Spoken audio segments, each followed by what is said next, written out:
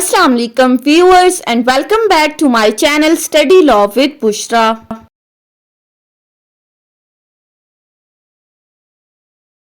So we were discussing Contract Act 1872. We have discussed up till section 58. In this video we are going to discuss from section 59 till section 61 of Contract Act 1872.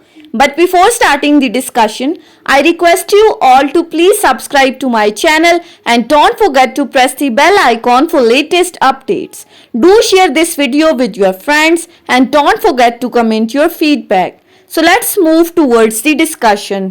Section 59 to section 61 of Contract Act basically deals with appropriation of payments. अब यहाँ पर जो word appropriation use हुआ है, इसका अगर हम contextual meaning देखें तो इसको हम कह सकते हैं एडजस्टमेंट, यानी कि पेमेंट्स की एडजस्टमेंट किस तरह से करनी है। अब कौन सी पेमेंट्स की एडजस्टमेंट, ये हम आगे इन 3 सेक्शंस में पढ़ेंगे। लेकिन सेक्शंस को स्टार्ट करने से पहले अगर हम एक एग्जांपल को देख लें तो हम इजीली इन सेक्शंस को समझ सकते हैं।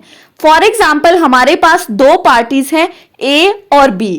ए क्या करता है, A is the debtor and B is the creditor. In this case A B से कुछ कर्ज ले रहा है। लेट्स सपोज कि ए बी को कहता है कि तुम मुझे 10,000 रुपीज कर्ज दो। बी ने ए को 10,000 रुपीज दे दिए। कुछ टाइम गुजरने के बाद ए दोबारा बी के पास आता है और उसे कहता है मुझे मजीद कुछ रकम की जरूरत है, तुम मुझे 15,000 रुपीज मजीद लोन दो। अब बी ने ए को 15,000 रुपीज और दे दिए। कुछ टाइम गुजरने के बाद ए ने बी से मजीद 10,000 रुपीज लोन लिया, यानी कि 3 टाइम्स में डिफरेंट लोन्स ए ने बी से ले लिए। अब जब ये लोन अमाउंट वापस करने की बारी आती है, यानी कि ऑब्वियसली ए ने बी से लोन लिया है तो वो उसको लोन वापस करेगा। तो हुआ क्या कि ए बी के पास 5,000 रुपीज की अमाउंट लेकर आया और उसे कहा कि आप इन 5,000 रुपीज को उस लोन अमाउंट में एडजस्ट कर दें जो लोन अमाउंट मैंने आपसे ली है। अब क्योंकि ए ने डिफरेंट टाइम्स में different amounts of loan B से लिए थे, सो अब यहां पर सवाल ये है कि बी इन 5,000 रुपीज की अमाउंट को किस लोन में एडजस्ट करेगा। ये हमारी आज की वीडियो की डिस्कशन है, adjustment of the payment. Section 59 to section 61 इन्हीं एडजस्टमेंट ऑफ द पेमेंट्स को डिस्कस करता है। अब ये एग्जांपल आपके माइंड में है। अब इसी एग्जांपल को रखते हुए हम इन सेक्शंस को 1 बाय 1 डिस्कस करेंगे। सबसे पहले आ जाते हैं सेक्शन 59 के ऊपर।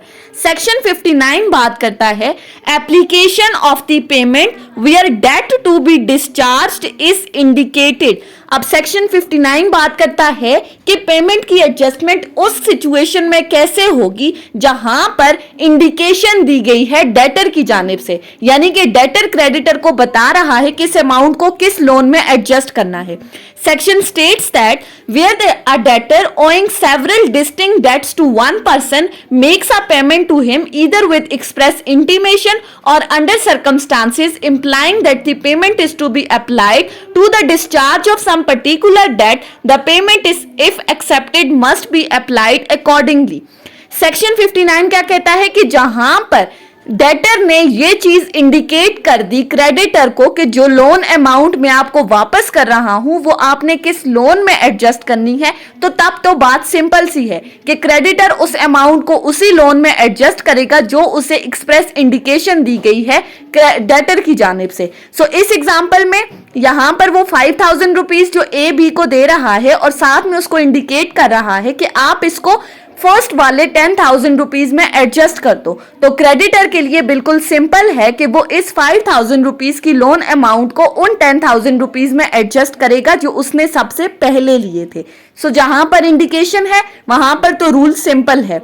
उसके बाद आ जाते हैं सेक्शन 60 के ऊपर। सेक्शन 60 इसके टोटली ऑपोजिट है। वो क्या कहता है, application of the payment where debt to be discharged is not indicated. अब सेक्शन 60 कहता है कि जहां पर डेटर की जानिब से इंडिकेशन नहीं दी गई वहां पर एडजस्टमेंट ऑफ द पेमेंट कैसे होगी।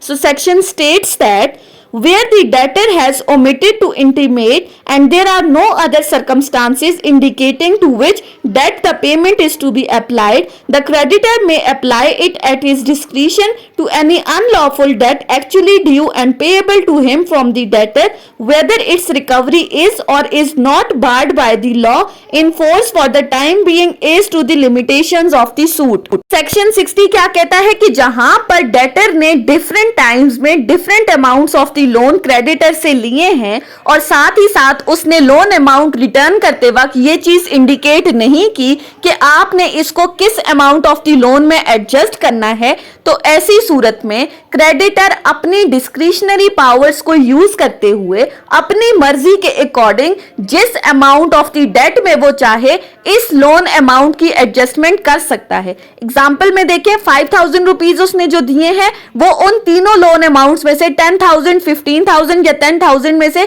किसी भी अमाउंट ऑफ द लोन में एडजस्ट कर सकता है। That totally depends upon the creditor. ये क्रेडिटर की जिम्मेदारी है कि वो अपनी मर्जी से एडजस्टमेंट कर सकता है। लेकिन इंपॉर्टेंट बात यहां पर क्या लिखी गई है कि एक्चुअली यहां पर टाइम बार्ड का जिक्र नहीं किया गया।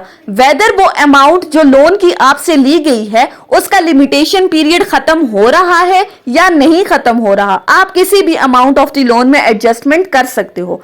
सेक्शन 61 आ जाती हैं। सेक्शन 61 कहता है application of the payment where neither party appropriates. अब इसका क्या मतलब है? सेक्शन 61 बात करता है कि जहां पर दोनों पार्टीज में से ना ही किसी एक पार्टी ने इंडिकेशन की, ना ही क्रेडिटर अपनी डिस्क्रिशंस को यूज कर रहा है, तो वहां पर एडजस्टमेंट किस तरह से होगी? Section states that where neither party makes any appropriation the payment shall be applied in the discharge of the debts in order of the time whether they are or not barred by the law in force for the time being as to the limitations of the suit. If the debts are of equal standing, the payment shall be applied in discharge of each proportionally. जहां पर दोनों parties की तरफ से indication नहीं है, ना debtor ने इंडिकेशन दी ना क्रेडिटर अपनी मर्जी यूज कर रहा है, सो ऐसी सूरत में the adjustment of the payment will be according to the order of the time. Now what is the order of the time? Order of the time is basically the limitation period, यानी कि जो amount of the loan first instant में first time period में आपसे debtor ने लिया था, अब जब वो लोन अमाउंट आपको रिटर्न कर रहा है तो आपने उस टाइम बार्ड वाली चीज को माइंड में रखते हुए, लिमिटेशन पीरियड को जहन में रखते हुए उस अमाउंट ऑफ द लोन में इस return of the loan amount की एडजस्टमेंट करनी है। सो सेक्शन 59 से सेक्शन 61 बेसिकली तीन सिंपल बातें बता रहा है। जहां पर डेटर इंडिकेट कर रहा है कि लोन की एडजस्टमेंट किस अमाउंट ऑफ द लोन में होगी, तो वहां पर आपने वही चीज अप्लाई करनी है। सेकंड सिचुएशन कहती है कि जहां पर डेटर की तरफ से कोई इंडिकेशन नहीं दी हुई, वहां पर क्रेडिटर अपनी मर्जी को यूज करते हुए किसी भी लोन अमाउंट में इसकी एडजस्टमेंट कर सकता है। थर्ड सिचुएशन कहती है कि जहां पर ना इंडिकेशन है ना क्रेडिटर अपनी मर्जी यूज कर रहा है, तो वहां पर जो एडजस्टमेंट ऑफ द पेमेंट होगी वो according to the order of the time होगी। So that was all about section 59 to section 61 of the Contract Act 1872.